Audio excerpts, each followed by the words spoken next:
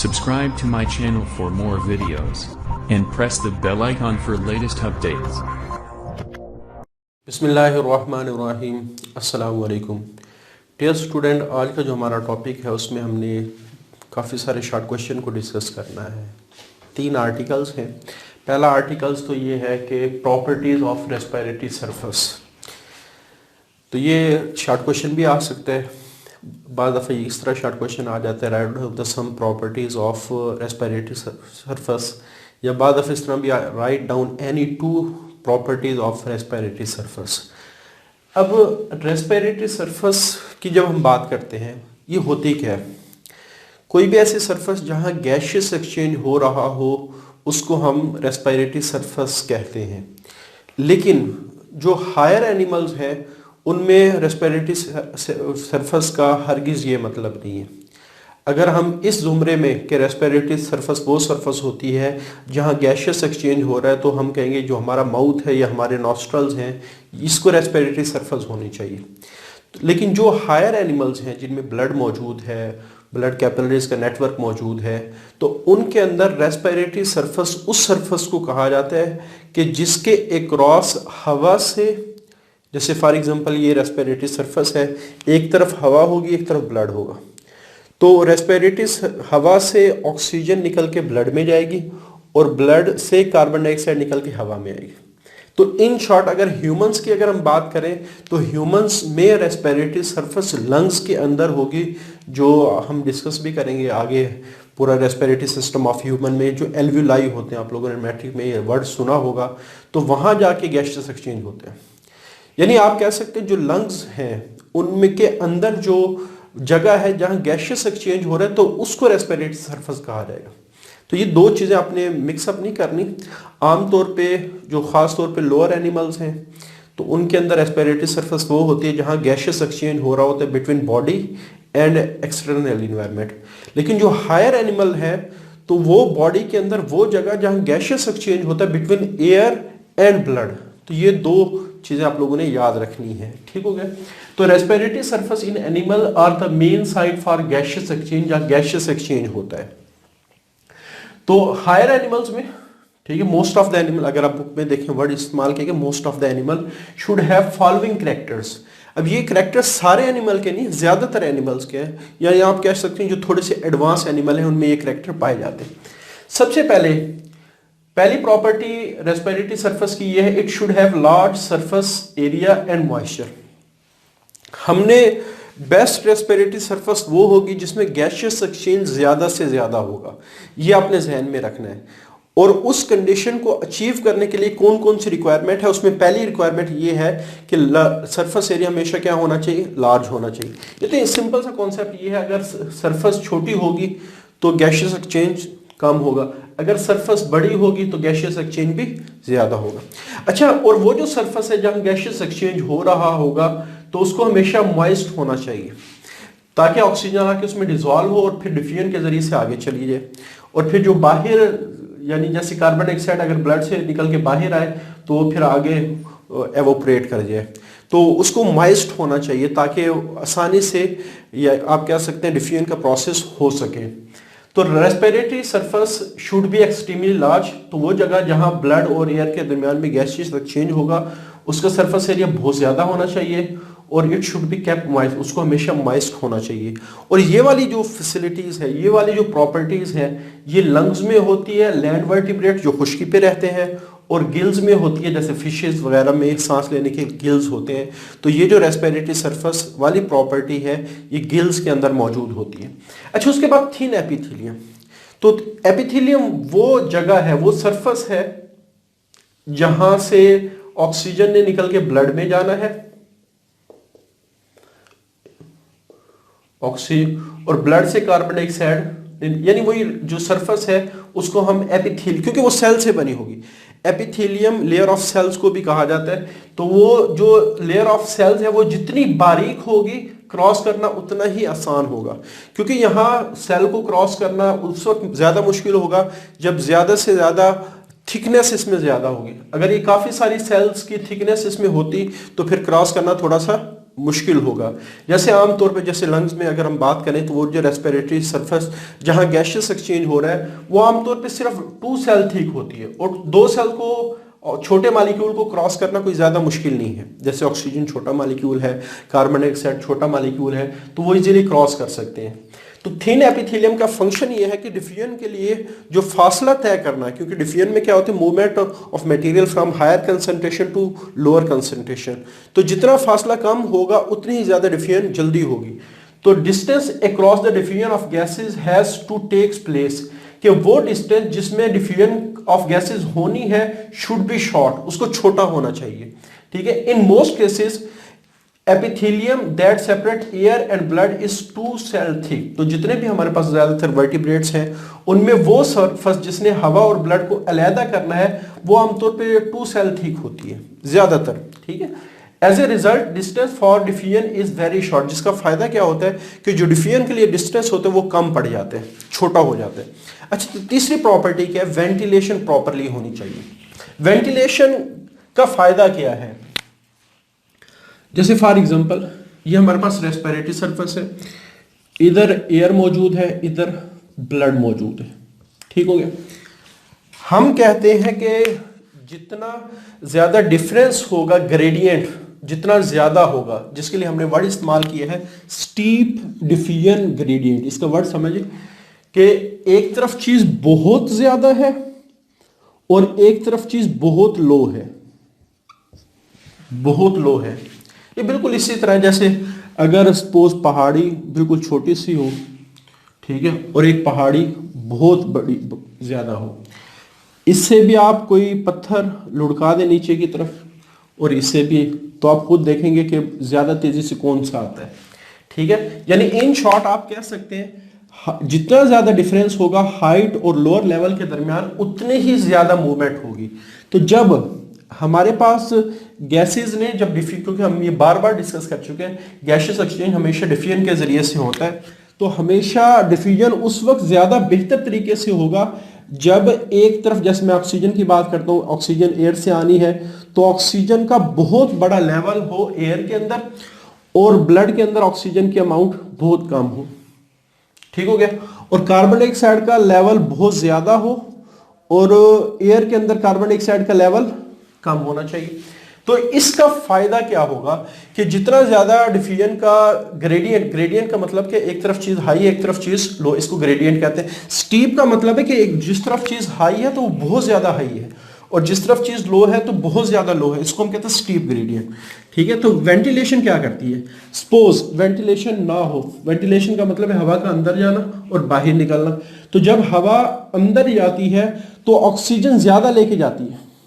ठीक हो गया, और जितनी ज्यादा ऑक्सीजन इधर होगी उतने ही ज्यादा तेजी से मूवमेंट होगी। अच्छा, उसके बाद जब हवा वापस आती है तो हवा कार्बन डाइऑक्साइड जो यहां आई होती है इसको वापस लेके चली जाती है।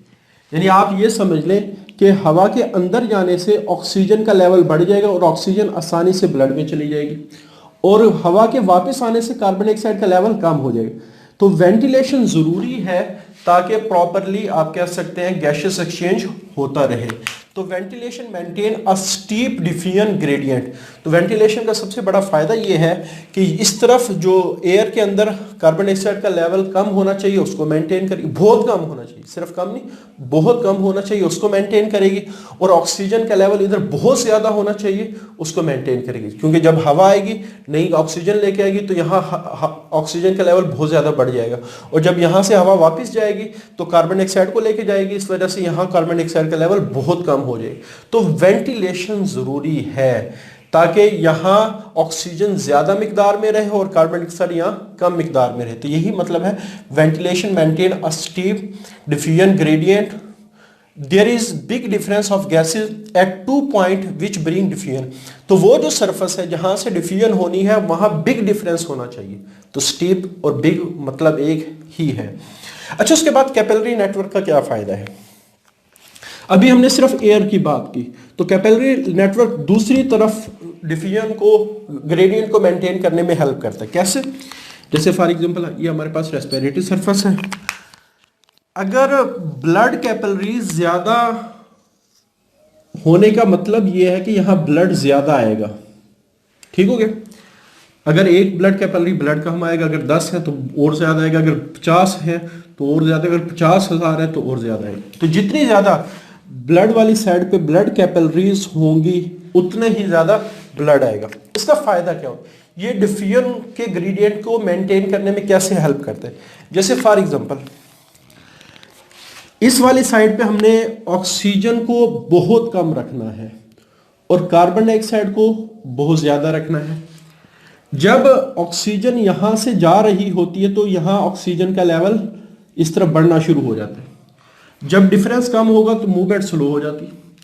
जब यहां से कार्बन डाइऑक्साइड आ रही होती है, कार्बन डाइऑक्साइड आ रही होती है तो इस तरफ डिफरेंस बढ़ना शुरू हो जाता है। ठीक है, इस तरफ की चीज को तो मेंटेन कर देगी एयर, लेकिन ब्लड क्या करता है, जब बहुत ज्यादा क्वांटिटी में यहां आएगा, मैं सिर्फ ऑक्सीजन के लिहाज से बात कर लेता हूं, तो वो जो ब्लड आता है रेस्पिरेटरी सरफेस में वो होता है डीऑक्सीजनेटेड ब्लड।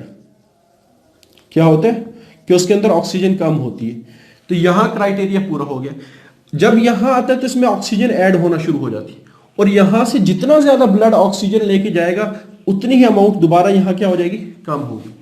यानी आप कह सकते हैं कि जितना ज्यादा ब्लड यहां फ्लो करता जाएगा उतनी ही ऑक्सीजन का लेवल यहां क्या हो जाएगा, कम। जैसे ऑक्सीजन यहां इंटर हुई, ऑक्सीजन का लेवल ब्लड में ज्यादा हुआ और वो ब्लड आगे चला गया, तो वापिस जो दूसरा ब्लड आता है दूसरी साइड से वो हमेशा कम ऑक्सीजन वाला होता है। यानी आप कह सकते हैं कि ज्यादा डीऑक्सीजनेटेड ब्लड आएगा, उसमें ऑक्सीजन ऐड होगी और वो ज्यादा ब्लड जब जाएगा तो ऑटोमेटिकली यहां ज्यादा ऑक्सीजन कम ही रहेगी। ठीक हो गया।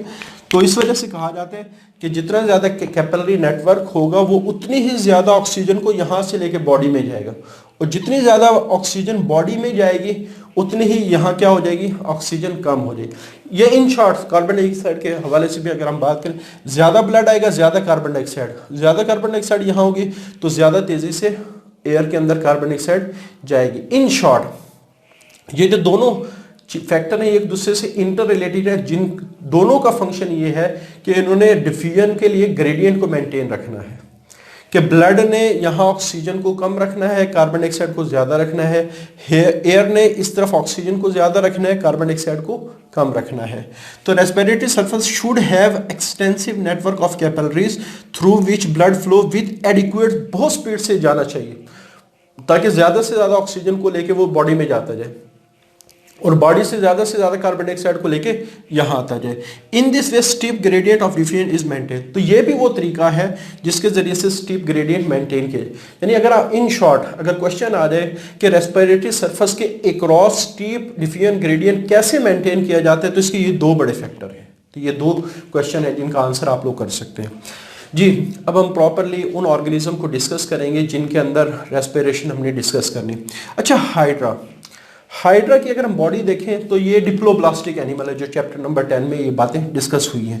तो डिप्लोब्लास्टिक एनिमल वो एनिमल होता है जिसकी बॉडी वॉल सिर्फ 2 लेयर्स पर मुश्तमिल होती है, एक्टो और अंदर वाली लेयर को हम कहते हैं एंडो। ये इसका माउथ है और हाइड्रा में हमें पता है कि सैक लाइक डाइजेस्टिव सिस्टम होता है कि एक ही माउथ होता है, इसी से मटेरियल अंदर आता है और इसी से मटेरियल बाहर जाता है। और ये वाली जो कैविटी है इसको गैस्ट्रोवेस्कुलर कैविटी भी कहा जाता है। इसका एक और नाम भी है एंटीरोन, इसको सीलेंटीरोन भी कहा जाता है, मुख्तलिफ नाम है। इसको गैस्ट्रोवेस्कुलर कैविटी भी कहा जाता है, सीलेंट्रोन भी कहा जाता है, एंटीरोन भी कहा जाता है। अब जब हम रेस्पिरेशन इन हाइड्रा की बात करेंगे तो इसका मतलब है ऑक्सीजन अंदर आनी चाहिए, कार्बन डाइऑक्साइड बाहर आनी चाहिए। अच्छा, हाइड्रा में 2 जगह से ऑक्सीजन इंटर हो रही होती और हाइड्रा में 2 जगह से कार्बन डाइऑक्साइड, पहले हम एक्सटर्नली बात करेंगे फिर इंटरनली। यानी सबसे पहले बाहर हाइड्रा इक्वेटिक एनवायरनमेंट में रहता है, बाहर वाटर मौजूद है, तो वाटर के अंदर जो ऑक्सीजन है वो डायरेक्टली सरफेस के जरिए से डिफ्यूज होकर अंदर आती है ऑक्सीजन।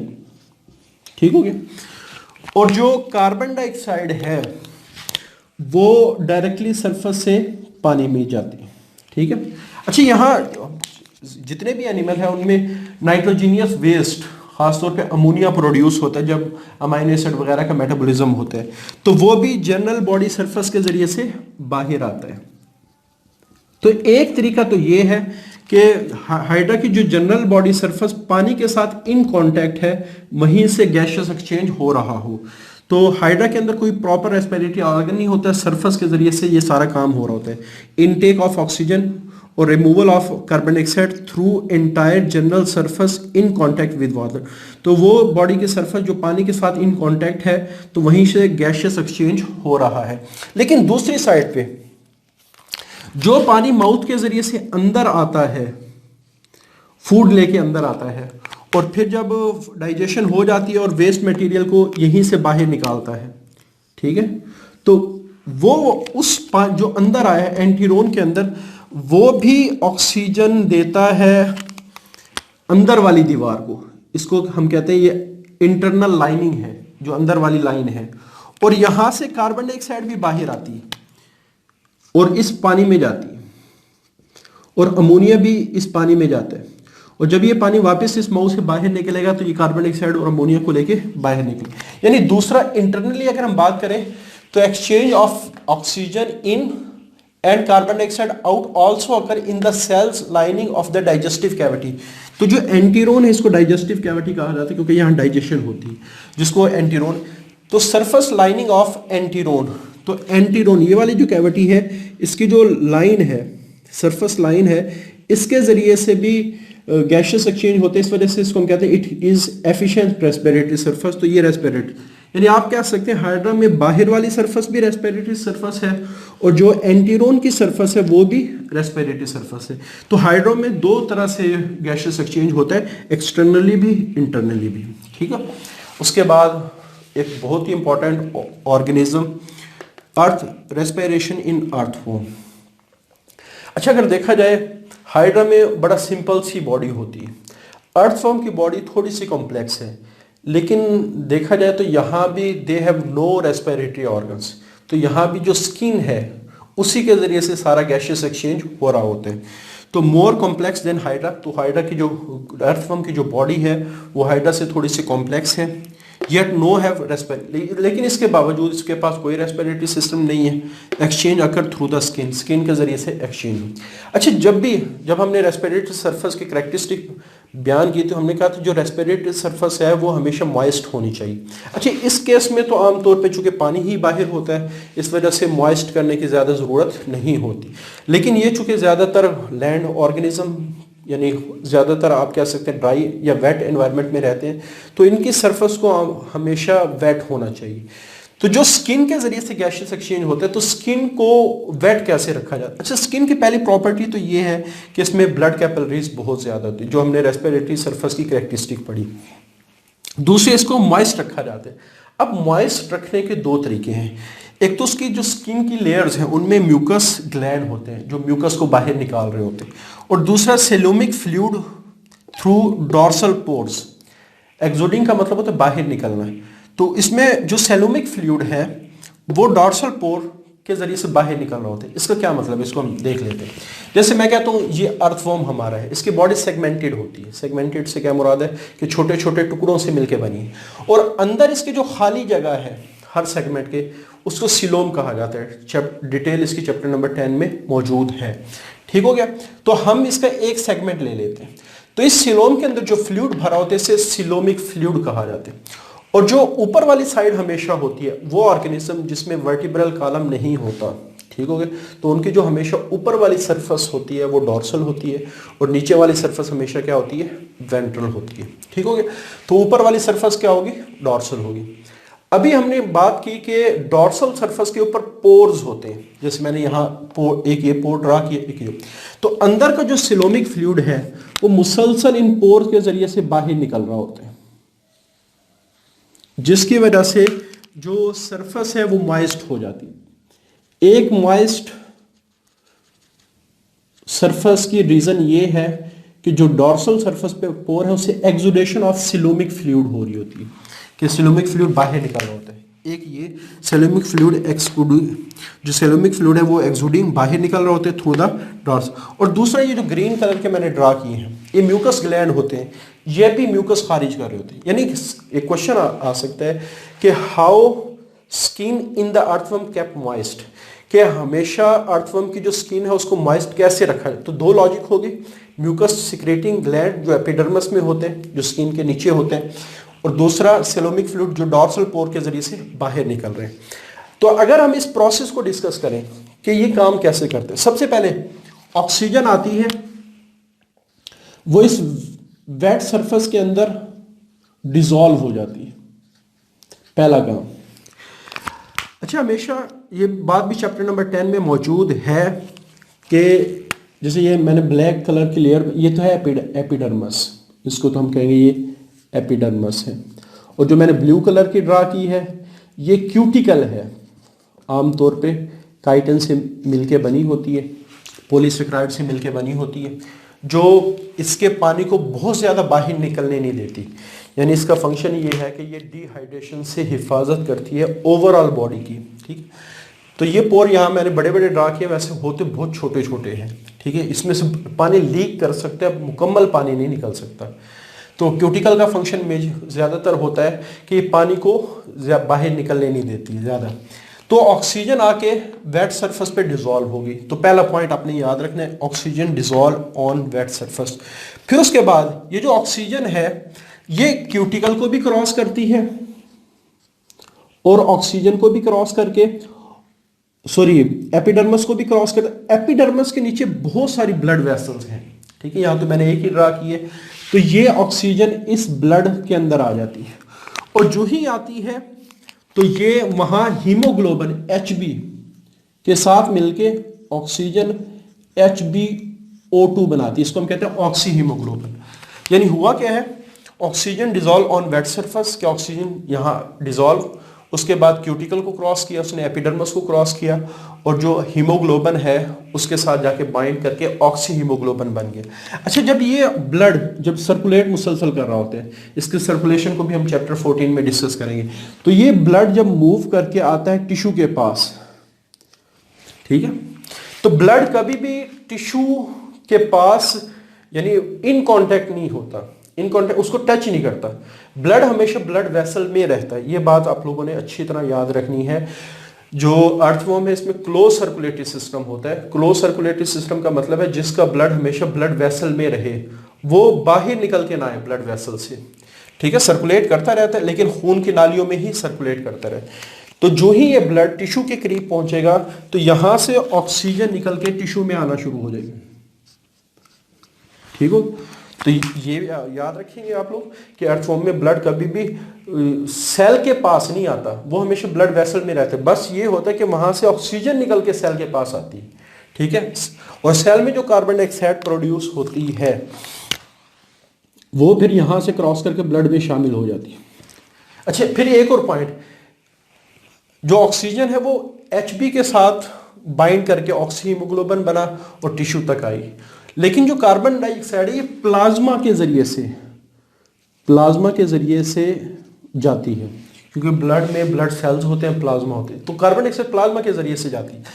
तो ये जो ब्लड प्लाज्मा है मूव करके स्किन में आएगा और यहाँ से फिर वो एपिडर्मस को क्रॉस करेगी, क्यूटिकल को वेट सरफेस पे, और यहाँ से एवोपरेट कर जाएगी। तो ये इसका सिंपल सा प्रोसेस है। दोबारा सुन लें, ऑक्सीजन आई वेट सरफेस पे, वहाँ से क्यूटिकल को क्रॉस किया, एपिडर्मल सेल को क्रॉस किया, ब्लड में आ गई, तो ऑक्सीजन वहाँ हीमोग्लोबिन के साथ बाइंड करके ऑक्सी हीमोग्लोबिन बना। ऑक्सी हीमोग्लोबिन फिर जो है ये अपने ऑक्सीजन को रिलीज करता है टिश्यू लेवल, यानी यहाँ हीमोग्लोबिन और ऑक्सीजन, ठीक है, ये टूट जाते हैं। अब एक और चीज़ जो हम आगे भी डिस्कस करेंगे, हीमोग्लोबिन हमेशा उस वक्त ऑक्सीजन को बाइंड करते हैं जब ऑक्सीजन की अमाउंट ज़्यादा होती है। अगर ऑक्सीजन की अमाउंट कम हो जाए तो हीमोग्लोबिन ऑक्सीजन को रिलीज करता है। तो स्किन में चूंकि ऑक्सीजन मुसलसल आ रही है तो इस वजह से यहाँ ज़्यादा है तो हीमोग्लोबिन बाइंड करेगा। टिश्यू में मुसलसल ऑक्सीजन इस्तेमाल हो रही है, इस वजह से टिश्यू में ऑक्सीजन कम है, तो जो ही टिश्यू लेवल पर हीमोग्लोबिन आता है तो वो ऑक्सीजन को रिलीज कर, यानी हीमोग्लोबिन की जो बाइंडिंग एबिलिटी ऑक्सीजन के साथ है ये डिपेंड करती है ऑक्सीजन का पार्शियल प्रेशर कितना है। जितना पार्शियल प्रेशर ज्यादा होगा बाइंडिंग ज्यादा होगी, जितना पार्शियल प्रेशर कम होगा तो रिलीज करेगा। तो इस वजह से टिश्यू लेवल पे आके हीमोग्लोबिन रिलीज करना शुरू कर देते हैं। तो oxyhaemoglobin releases oxygen at tissue level. In earth form blood does not come in contact with the tissue, कि अर्थ फॉर्म में चूंकि ब्लड वेसल में रहता है, इस वजह से टिश्यू के साथ आके टच नहीं करता। इन कांटेक्ट का मतलब है कि उसको आके टच करे। अब जब वो नाली के अंदर है तो बाहर नहीं आ सकता। ठीक है, कार्बन डाइऑक्साइड जो ब्लड प्लाज्मा रिमूव करता है from tissue, blood carries to the skin, ये स्किन तक लेके जाता है और from where it is excreted.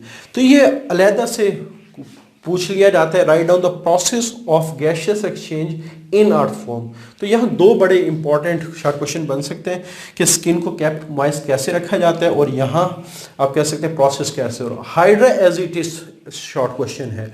तो यहाँ ये जितना भी हमने पोर्शन पढ़ा है इसमें से शॉर्ट क्वेश्चन आए हैं। ठीक है, इनकी इंपॉर्टेंस भी है, इस वजह से इसको अच्छी तरह आप लोग तैयार करेंगे। आज के लिए इतने ही, अल्लाह हाफिज़।